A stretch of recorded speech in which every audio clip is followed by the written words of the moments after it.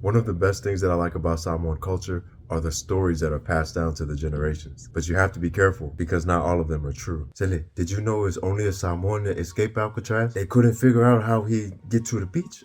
Yeah, he swam halfway and then a shark helped him get all the way to the beach. That was his best friend. Yeah, but he was only visit.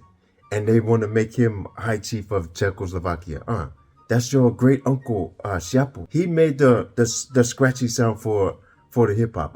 Yeah, Siapo was the bodyguard for Tupac. So it was Tupac, Kim Laikiki, Little Kim, and the Grandmaster, the Grandmaster Flash. So your uncle was do the beatbox for Tupac, and then the baby, Walling on the Pepe, or Chris Brown.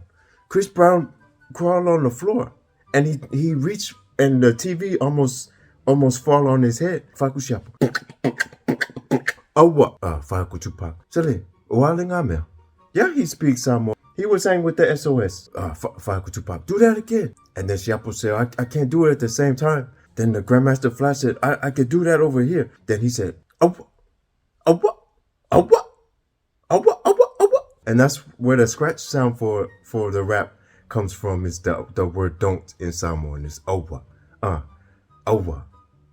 Owa. It has the credit. Samoans don't get half the credit for the things that we do. Owa.